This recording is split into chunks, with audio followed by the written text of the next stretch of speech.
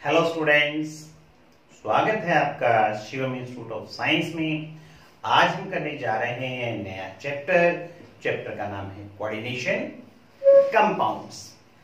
Coordination compound अगर हमें discuss करना है तो हमें पहले कुछ +1 के टॉपिक्स पढ़ते हैं। +1 के टॉपिक के बाद हम आगे का टॉपिक स्टार्ट कर लेंगे। कोऑर्डिनेशन केमिस्ट्री आपको अच्छी तरीके से समझ आ जाएगा। तो शुरू करते हैं कुछ एक टॉपिक +1 का। +1 में हमने एक क्वेश्चन पढ़ा था, अगर आपको याद हो। क्या क्वेश्चन था? How do atoms combine? How do atoms combine? How do atoms combine?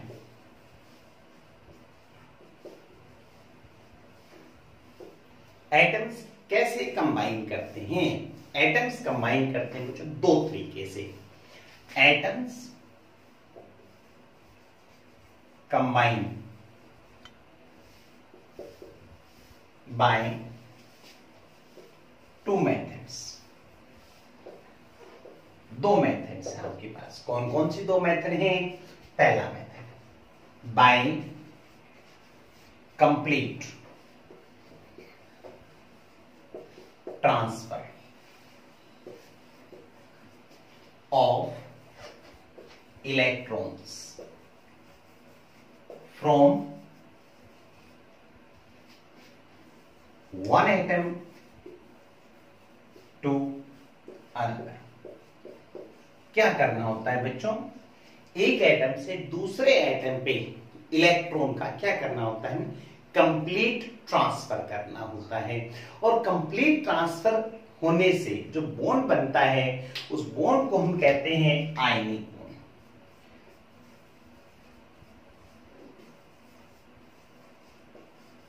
तो आज हम डिस्कस करेंगे naming of ionic compounds. Ionic compound के नेम कैसे बनाते हैं? दूसरा तरीका बाय शेयरिंग ऑफ इलेक्ट्रॉन। जो इलेक्ट्रॉन्स की शेयरिंग है बच्चों, वो होती है 2 तरीके से। अगेन कितने तरीके से होती है? 2 तरीके से। पहला by mutual sharing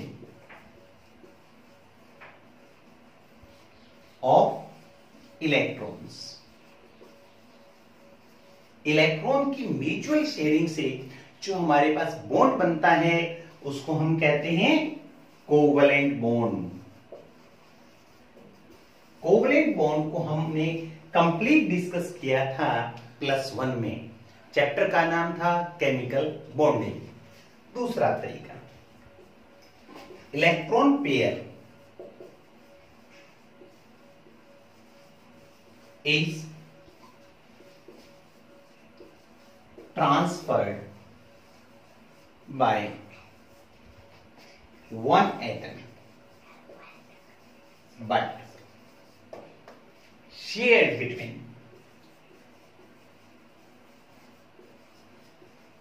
two combining atoms।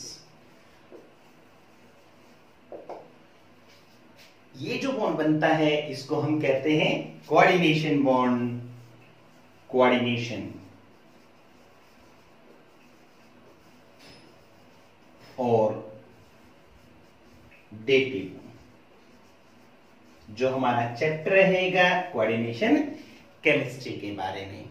तो अभी हम डिस्कस करेंगे आयनिक बॉन्ड के बारे में। आयनिक बॉन्ड की नेमिंग कैसे करते हैं, बहुत बहुत इंपॉर्टेंट है। अगर आपको चैप्टर डिस्कस करना है कोऑर्डिनेशन कंपाउंड +2 का, तो हमें आयनिक कंपाउंड की नेमिंग आनी बहुत बहुत जरूरी है। Naming of ionic compound. Naming of ionic compounds. बच्चों आयनिक कंपाउंड के अंदर 2 पार्ट होते हैं। कितने पार्ट होते हैं? 2। कौन कौन से होते हैं? एक पार्ट को कहते हैं बच्चों कैटायन, दूसरे को क्या कहते हैं? एनाइन। जब फॉर्मूला बनाते हैं बच्चों तो इस बात का याद रखना है कि पहले हमें लिखना है फॉर्मूला कैटायन का और उसके बाद फॉर्मूला लिखना है हमें एनायन का। ठीक है, अभी देखिए ये लिख रहा हूं, जैसे मैंने लिखा Na पॉजिटिव SO4 नेगेटिव, मुझे इसका फॉर्मूला बनाना है। जब फॉर्मूला बनाते हैं तो किस बात का ध्यान रखिएगा, किस बात का ध्यान रखना है कि हमारे पास जो चार्ज है वो कितना होना चाहिए, न्यूट्रल होना चाहिए। जितना पॉजिटिव चार्ज है उतना ही मेरे पास नेगेटिव चार्ज होना चाहिए। इसके लिए हम क्या करते हैं, क्रिस क्रॉस करते हैं। क्रिस क्रॉस का मतलब कैसे, इनके ऊपर जो चार्जेस हैं उनको रिवर्स मल्टीप्लाई कर देते हैं। जैसे इसके ऊपर चार्ज 1 है तो हम इसको 1 से मल्टीप्लाई करें, इसके ऊपर चार्ज 2 है तो इसको 2 से मल्टीप्लाई करें, और मल्टीप्लाई करके कहां लिखेंगे, पाव में लिख दिया जाएगा। फॉर्मूला क्या बन जाएगा, Na2SO4। आया समझ में। अब देखो बच्चों किस बात का ध्यान रखना है, मैंने फॉर्मूला बनाते वक्त क्या कहा, पहले कौन लिखा जाएगा, कैटायन, बाद में कौन लिखा जाएगा, एनायन। कौन लिखा जाएगा, पहले कैटायन। जब नेमिंग करेंगे तो बच्चों यही रूल है। क्या रूल है, पहला रूल ये है, नेम ऑफ कैटायन पहले लिखा जाएगा, followed by name of anion. अब हमें किस बात का ध्यान में रखना है, अब हमें बच्चों इस बात का ध्यान रखना है, किस बात का ध्यान रखना है कि पहले कैटायन का नाम बाद में एनायन का। दूसरी और सबसे इंपॉर्टेंट बात क्या है, जो क्रिस क्रॉस में आपने जो मल्टीप्लायर जोड़े हैं वो मल्टीप्लायर नहीं बोलने हैं। यहां सोडियम कितना है, 1, मल्टीप्लाई किया तो कितना बन गया, 2। तो आपको ये 2 नहीं बोलना है। कभी आप डाई बोल दें, ट्राई बोल दें, ऐसे नहीं बोलते। जो आपको दिया गया है कैटायन का नाम, वो कैटायन का नाम ही रहेगा, यानी हम इसको बोलेंगे सोडियम। कैटायन और एनायन के बीच में बच्चों थोड़ा गैप रखना होता है, इसका नाम क्या है, सल्फेट, सोडियम सल्फेट। बच्चों नजर आ रहा है आपको, मैंने ये मल्टीप्लायर नहीं बोला। अब मैं एक फॉर्मूला और लिख देता हूं, जैसे ये लिखा Al2SO4 की होल थ्राइस। एल्यूमिनियम के मल्टीप्लायर कितने हैं, 2, सल्फेट के कितने हैं, 3। आपको मल्टीप्लायर नहीं बोलने हैं, कभी आप डाई एल्यूमिनियम ट्राई सल्फेट बोले। आयनिक कंपाउंड के दो बहुत बहुत इंपॉर्टेंट बातें हैं। पहली बात कैटायन का नाम, दूसरी पीछे एनायन का नाम। सेकंड वाली बात क्या है, कैटायन और एनायन के हमें क्या नहीं बोलने हैं, मल्टीप्लायर नहीं बोलने हैं। तो इसका नाम क्या रहेगा, एल्यूमिनियम सल्फेट। हाँ बच्चों आपको समझ में आया। नेमिंग कैसे करेंगे हम, नेमिंग करने का तरीका है, क्या तरीका है, पहले कैटायन का नाम बाद में एनायन का नाम, उसके बाद कैटायन और एनायन के क्रिस क्रॉस वाले मल्टीप्लायर्स इक्वेशन में हमें नहीं बोलने हैं। अभी कैटायन के नाम कैसे बनाते हैं, एनायन के नाम कैसे बनाते हैं, बड़ा ही आसान तरीका है। 2 तरीके हैं कैटायन के नाम बनाने के और 2 ही तरीके हैं हमारे पास एनायन की नेमिंग करने के। तो देखते हैं कैटायन की नेमिंग कैसे करेंगे, एनायन की नेमिंग कैसे करेंगे। नेमिंग ऑफ कैटायन, कैटायन की नेमिंग के तरीके। पहला तरीका क्या है कैटायन की नेमिंग करने का, बच्चों जिस कैटायन का ऑक्सीडेशन नंबर फिक्स होता है उसके नाम के अंदर कोई चेंज नहीं किया जाता। No change in naming, no change in name if oxidation state of cation is fixed। अगर आपकी कैटायन की ऑक्सीडेशन स्टेट फिक्स है तो, जैसे ये लिखा मैंने बच्चों को नहीं, ये मेरे पास है सिंबल सोडियम मेटल का, ये है सोडियम। आपको पता है बच्चों सोडियम का चार्ज हमेशा फिक्स रहता है, हमेशा +1 आता है, तो मैंने लिखा Na+1। तो आप इसके नाम में चेंज नहीं कर सकते। इसका नाम क्या रहेगा, इसका नाम रहेगा सोडियम, आयन लिख देंगे बस। इसी तरीके से Li सिंबल किसका है, लिथियम का, इसका चार्ज हमेशा कैसा रहता है, फिक्स रहता है, कोई चेंज नहीं आता। तो इसके नाम में भी कोई चेंज नहीं होगा। क्या लिखेंगे? लिथियम। अब ये लिखा मैंने के सिंबल किसका है? पोटासियम का है। चार्ज भी फिक्स है तो इसके नाम में भी कोई चेंज नहीं आएगा। पोटासियम आयन बन जाएगा। ये देखिए Zn+2। क्या जिंक का चार्ज चेंज होता है? नहीं होता, तो इसके नाम में भी कोई चेंज नहीं आएगा। Zinc ion. और लेते हैं एग्जांपल। ये लिखा मैंने Al+3। Aluminium ion. ये लिखा Ba2 पॉजिटिव। Barium ion. ये लिखा Mg सिंबल किसका होता है? मैग्नीशियम का, तो इसके नाम में भी कोई चेंज नहीं होगा। Magnesium ion.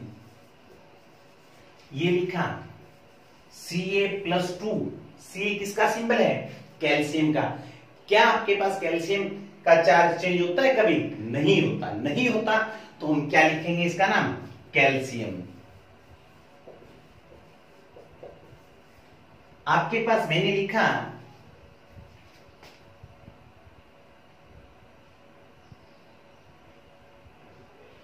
Cr+3। क्या रहेगा? Chromium ion. तो बच्चों मैंने कैटायन के नेमिंग के कितने मेथड बताए? 2 मेथड बताए। पहला मेथड समझ में आ गया क्या है? पहला मेथड है अगर ऑक्सीडेशन स्टेट फिक्स है, चेंज नहीं हो रही है, तो आप उसके नाम में कोई चेंज नहीं करेंगे। अब कर रहे हैं हमारे पास नेमिंग का सेकंड मेथड। सेकंड मेथड क्या करता है? ये वेरिएबल ऑक्सीडेशन स्टेट के लिए है। For variable oxidation state, for variable oxidation state, अगर आपके पास लोअर ऑक्सीडेशन स्टेट है तो साउंड जो है एंड करेंगे अस आयन के साथ। अगर हायर ऑक्सीडेशन स्टेट है तो एंड करेंगे इक आयन। किसमें करेंगे? इक आयन। अभी एग्जांपल लेते हैं, जैसे बहुत ही पॉपुलर फॉर्मूला ले रहा हूं कॉपर। कॉपर के ऊपर बच्चों 2 चार्ज होते हैं, +1 भी आता है, +2 भी आता है। +1 लोअर ऑक्सीडेशन स्टेट है तो +1 लोअर है तो हम क्या बोलेंगे? कॉपर का नाम इस प्रकार बोलेंगे कि एंड में साउंड किसकी आनी चाहिए? अस की। साउंड किसकी आनी चाहिए? अस की। तो हम इसको पढ़ेंगे क्यूप्रस। आप बता सकते हो ऊपर वाले को हम क्या बोलेंगे? इसको हम कहेंगे क्यूप्रिक। चलो कुछ एक और एग्जांपल ले लेते हैं। अब ये लिखा मैंने Fe+2, Fe+3। Fe सिंबल किसका होता है? आयरन का। लैटिन वर्ड से इसको ड्राइव करेंगे हम। +2 ऑक्सीडेशन स्टेट कम है तो साउंड किसकी आएगी? अस की। तो हम इसको कहेंगे फेरस। इसको क्या कहेंगे? फेरिक। इसी तरीके से कुछ एक एग्जांपल और लेते हैं। ये लिखा Pb2 positive, Pb+4 positive. Pb light का सिंबल है, लैटिन वर्ड से नाम बनाएंगे। अस की साउंड किसमें आएगी? जिसमें ऑक्सीडेशन स्टेट +2 है, तो इसको हम कहेंगे प्लुम्बस। इसको हम क्या कहेंगे? प्लुम्बिक। ये लिखा मैंने Hg+1, Hg+2। बताइएगा मर्क्यूरी किसको कहेंगे? लास्ट वाले को मर्क्यूरी कहेंगे जिसमें ऑक्सीडेशन स्टेट +2 है। मर्क्यूरी का आयन। इसको क्या कहेंगे? इसको कहेंगे मर्क्यूरस आयन। बच्चों जो मरकरी का +1 वाला आयन है ये अनस्टेबल है। अनस्टेबल है, ये डाइमेरिक फॉर्म में एग्जिस्ट करता है। किस फॉर्म में एग्जिस्ट करता है? ये आयन डाइमेरिक फॉर्म में एग्जिस्ट करता है। मतलब Hg के 2 आयन +1 ऑक्सीडेशन स्टेट में एक साथ कंबाइन करते हैं। ये आपको इस प्रकार से मिलेगा Hg2 पॉजिटिव। इस प्रकार से मिलेगा। अब बच्चों देखो ध्यान से किस बात का, कि कई बार क्या होता है कि मेटल की जो ऑक्सीडेशन स्टेट ज्यादा स्टेबल है, मेटल की जो ऑक्सीडेशन स्टेट ज्यादा स्टेबल है, उस केस में हम क्या करते हैं, मेटल का नाम एज सच भी बोला जा सकता है। जैसे कॉपर, कॉपर एक 2 ऑक्सीडेशन स्टेट शो करता है, इसमें +2 वाली ऑक्सीडेशन स्टेट ज्यादा स्टेबल है। तो ज्यादा स्टेबल है तो इसके लिए हम क्या बोल सकते हैं, इसके लिए हम सिंपली कॉपर भी बोल सकते हैं। जैसे मरकरी की 2 ऑक्सीडेशन स्टेट है, ये वाली कैसी है, ज्यादा स्टेबल है, तो इसको आप सिंपली मरकरी आयन भी बोल सकते हैं। आयरन की +3 वाली ज्यादा स्टेबल है, तो इसको आप क्या बोल सकते हैं, क्या बोल सकते हैं बच्चों, इसको आयरन भी बोल सकते हैं। किसके लिए कहा मेटल का नाम लिखा जा सकता है, उस ऑक्सीडेशन स्टेट के लिए लिखा जा सकता है जो ऑक्सीडेशन स्टेट हाईली स्टेबल होती है। जैसे ये वाली थी तो इसका मर्क्यूरी भी बोल सकते हैं और मरकरी भी बोल सकते हैं। इसमें ये वाली ऑक्सीडेशन स्टेट स्टेबल है तो इसको आप आयरन भी बोल सकते हैं। इसमें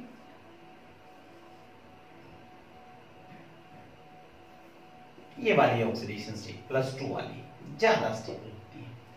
तो हमने क्या चीज चेक कर ली, हमने नेमिंग ऑफ कैटायन चेक कर लिया कि कैटायन के नाम हम किस प्रकार से बनाते हैं। कैटायन के नाम बनाने के कितने तरीके बताए मैंने, 2 तरीके बताए।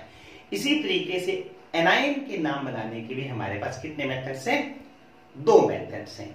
चेक करते हैं कौन कौन से हमारे पास 2 मेथड्स होते हैं।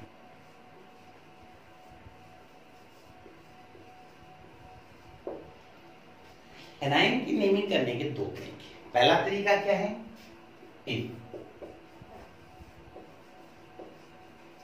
सिंगल एटम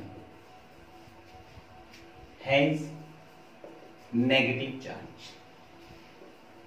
मैंने कहा बच्चों अगर सिंगल एटम है और उस पे चार्ज कैसा है, नेगेटिव है, तो आप क्या कर सकते हो, तो उसकी नेमिंग करते वक्त लास्ट में जो साउंड है वो आइड की आएगी। किसकी साउंड आएगी, आइड की। जैसे ये सिंबल किसका है, किसका सिंबल है, ये ऑक्सीजन का सिंबल है। अगर मैं इसके बाद चार्ज कितना लगा दिया, -2, तो अब हम इसको ऑक्सीजन नहीं कहेंगे क्योंकि सिंगल एटम पे नेगेटिव चार्ज है, तो आवाज किसकी आएगी, आइड की। तो हम इसको कहेंगे ऑक्साइड। ये देखिए Cl-1, Cl सिंबल किसका है, क्लोरीन का है, तो हम इसको क्या कहेंगे, क्लोराइड आयन। सिमिलरली बच्चों Br सिंबल किसका होता है, ब्रोमीन का होता है, तो ब्रोमीन से हम क्या बोलेंगे इसको, ब्रोमाइड आयन।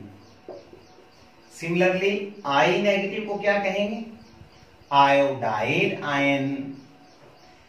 आप बताएंगे S सिंबल किसका होता है, सल्फर का।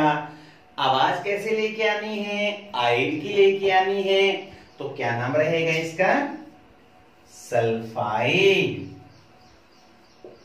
नाइट्रोजन से क्या बन जाएगा, नाइट्राइड।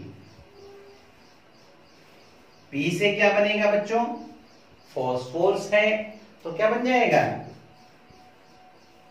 फॉस्फाइड। देखो कितना आसान तरीका है। अब ले लेते हैं दूसरा मेथड लेते हैं।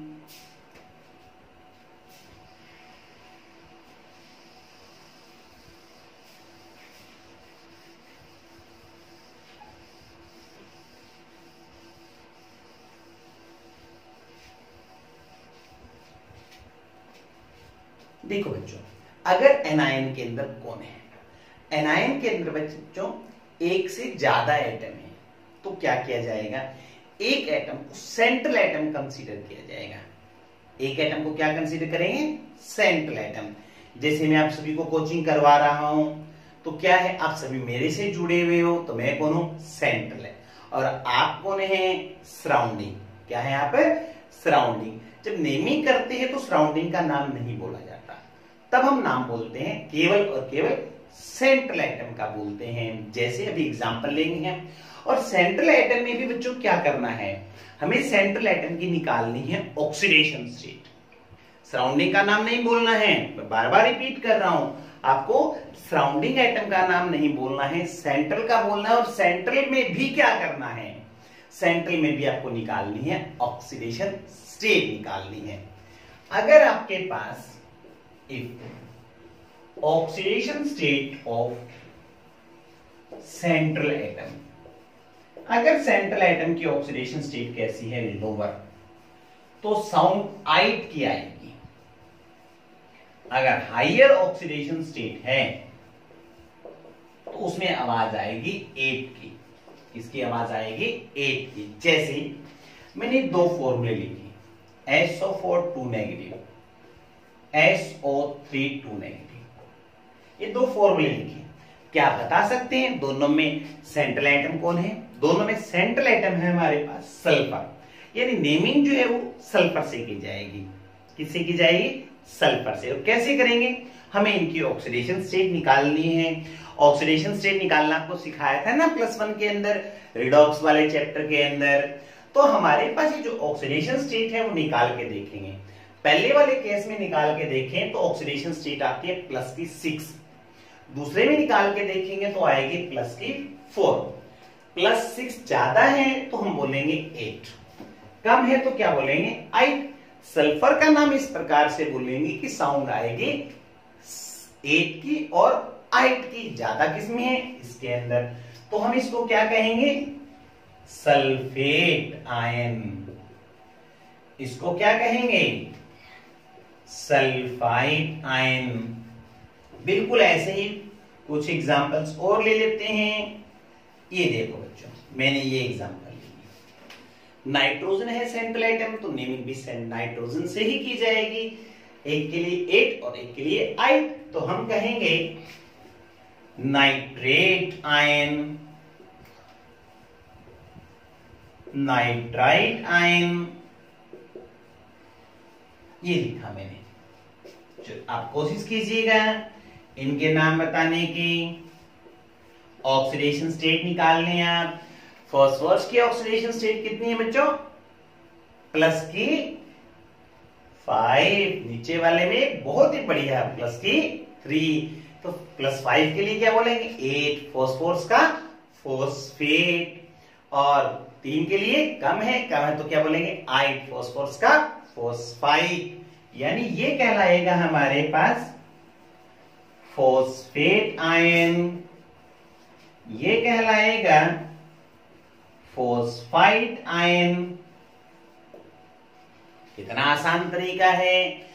तो बच्चों हमने क्या डिस्कस कर लिया? हमने डिस्कस कर ली नेमिंग ऑफ आयनिक कंपाउंड। किस बात का ध्यान में रखना है? जब बच्चों हम आयनिक कंपाउंड की नेमिंग करेंगे तो हमें दो बातों का ध्यान रखना है कि पहले कैटायन का नाम लिखेंगे और बाद में एनायन का नाम बीच में रखा जाएगा, स्पेस। और सबसे इंपॉर्टेंट बात मैंने क्या कही कि जब हम नेमिंग करेंगे तो क्रिस क्रॉस वाले मल्टीप्लायर आपको नहीं बोलने हैं, चाहे वो कितने ही आए, 2 4 जो भी आते हैं आयनिक कंपाउंड के अंदर, वो नहीं बोले जाते। अब हम शुरू करते हैं चैप्टर कोऑर्डिनेशन केमिस्ट्री। क्या कहती है कोऑर्डिनेशन केमिस्ट्री? डिस्कस करते हैं। कोऑर्डिनेशन केमिस्ट्री, केमिस्ट्री की एक ऐसी ब्रांच जो डील्स करती है कोऑर्डिनेशन कंपाउंड की स्टडी की। Branch of chemistry, branch of chemistry which deals with the study of coordination compounds। बच्चों ये कोऑर्डिनेशन कंपाउंड्स हैं, इनको एक नाम और भी देते हैं, बहुत पॉपुलर नेम है, कॉम्प्लेक्सेस भी बोलते हैं। कोऑर्डिनेशन कंपाउंड का बहुत पॉपुलर नेम है, कौन सा नाम है? कॉम्प्लेक्स। ये कॉम्प्लेक्स किसको कहें? कॉम्प्लेक्स हमने अभी कहा कोऑर्डिनेशन कंपाउंड को। कोऑर्डिनेशन कंपाउंड की पहले क्या देख लेते हैं, डेफिनेशन चेक करते हैं कि कोऑर्डिनेशन कंपाउंड होते क्या है। कॉम्प्लेक्स और कोऑर्डिनेशन कंपाउंड।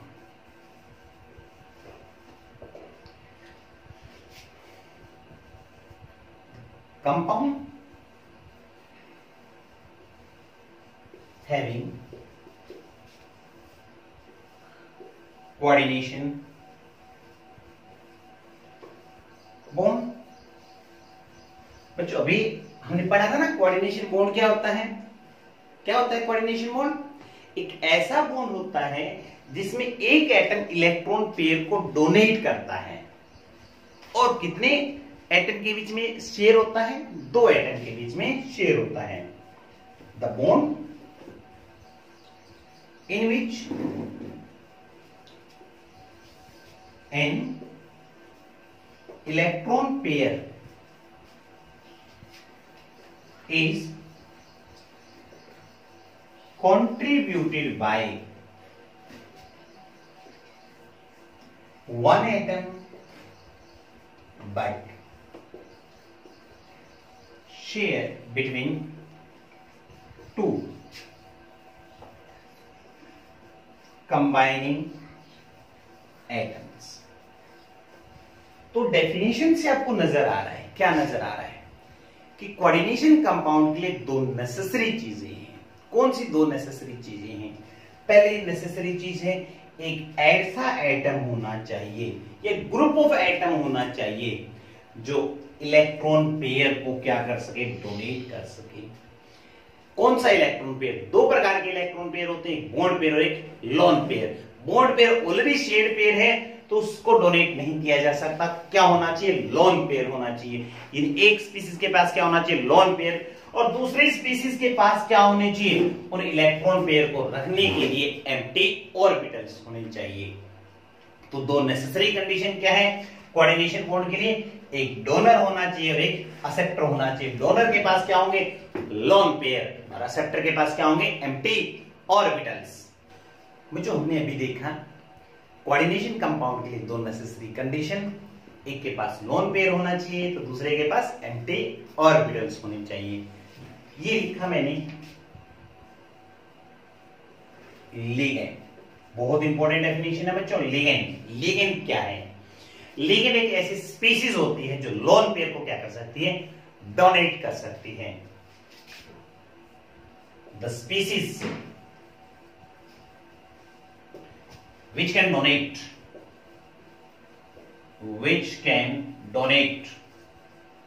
lone pair। कोई भी स्पीसीज जो लोन पेयर को डोनेट कर दें वो क्या कहलाएगी? लिगेंड। एक लोन पेयर अगर डोनेट करता है लिगेंड तो उस लिगेंड को कहेंगे मोनोडेंटेट। अगर लिगेंड दो लोन पेयर को डोनेट करता है तो उसको कहेंगे बाइडेंटेट और डाइडेंटेट।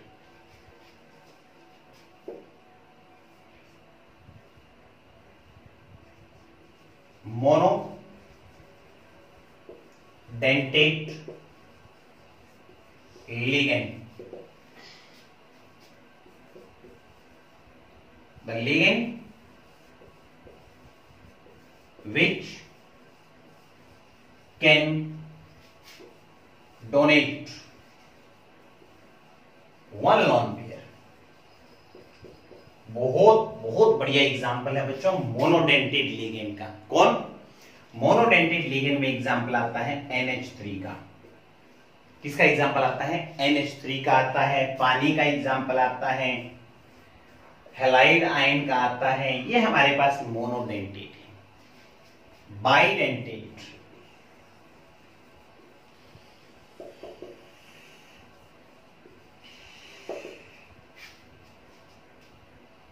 बाई का मतलब दो। ऐसा लिगेंड जो दो लोन पेयर को डोनेट करता है। Ligand which can donate two lone pair। जो 2 लोन पेयर को डोनेट कराए। बहुत बढ़िया एग्जाम्पल है हमारे पास। सत्यम थोड़ा कोऑपरेट करो बच्चा, ठीक है, बस ज्यादा नहीं, थोड़ा सा और करेंगे, ठीक है, थोड़ी इसमें के लिए आप कोऑपरेट करो। बाइडेंटेट के अंदर हमारे पास एग्जाम्पल है ईएन। ईएन का नाम है इथेन 1,2-डाइअमाइन, OX-2 ऑक्सालेटो। पॉलीडेंटेट, पोली मीन मैनी, जो लिगेंड एक 2 से ज्यादा लोन पेयर को डोनेट करता है उसको हम क्या कहते हैं? Polydentate. The ligand which can donate more than 2 lone pair known as polydentate ligand. बहुत बहुत बढ़िया एग्जांपल है ADTA-4, जिसका पूरा नाम है इथाइलिन डाइअमाइन टेट्रा एसीटेटो। बच्चों, इथाइलिन डाइअमाइन टेट्रा एसीटेटो का यूज कहां करते हैं? इसका यूज किया जाता है वाटर की हार्डनेस को फाइंड आउट करने के लिए। एक लोन पेयर ने, एक लिगेंड ने जितने लोन पेयर डोनेट किए हैं वो कहलाती है denticity. What is mean by denticity? Denticity means number of lone pairs donated bye ligand. Denticity, number of lone pairs donated bye ligand. तो हमने बच्चों डिस्कस कर लिया लिगेंड के बारे में, लिगेंड के डिफरेंट टाइप्स और उनकी डेंटिसिटी के बारे में। लिगेंड कौन है? जो लोन पेयर को क्या कर सकते हैं? डोनेट कर सकते हैं। अब बात करते हैं उस स्पीसीज की जो लोन पेयर को क्या करेगी? एक्सेप्ट करेगी। लोन पेयर को एक्सेप्ट करने वाली स्पीसीज का नाम है सेंट्रल मेटल एटम और आयन। वो मेटल एटम और आयन जो लोन पेयर को क्या कर सकती है? लिगेंड के द्वारा जो डोनेट किए गए थे एक्सेप्ट कर ले। द मेटल एटम और ion which can accept loan pairs donated by ligands। बच्चों, हमने डिस्कस कर लिया आयनिक कंपाउंड के बारे में, हमने डिस्कस कर लिया कोऑर्डिनेशन कंपाउंड के बारे में। कोऑर्डिनेशन कंपाउंड यानी कॉम्प्लेक्स। कॉम्प्लेक्स की पहचान बहुत आसान है। कैसे है? आपके पास जहां भी ये स्क्वायर ब्रैकेट लिखी होती है, ये स्क्वायर ब्रैकेट रिप्रेजेंट करती है कॉम्प्लेक्स को रिप्रेजेंट करती है। इस कॉम्प्लेक्स के अंदर अब हमें ढूंढना है सेंट्रल एटम कौन है और लिगेंड कौन है। इस स्क्वायर ब्रैकेट में जो सबसे पहले लिखा जाता है वो हमारे पास है central metal atom, central metal atom और आयन। बच्चों, जो बाद में जितनी भी चीजें लिखी गई हैं वो सभी कहलाती हैं लिगेंड्स।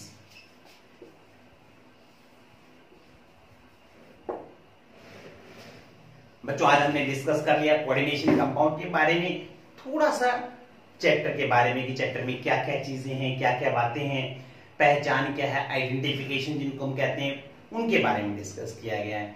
चैप्टर बहुत इंपॉर्टेंट है एग्जाम पॉइंट ऑफ व्यू से, चाहे कंपटीशन हो चाहे सब्जेक्टिव हो। एक क्वेश्चन नेमिंग से रिगार्डेड पक्का आता है एग्जाम के अंदर। हम इस चैप्टर को कल फिर कंटिन्यू करेंगे, तब तक के लिए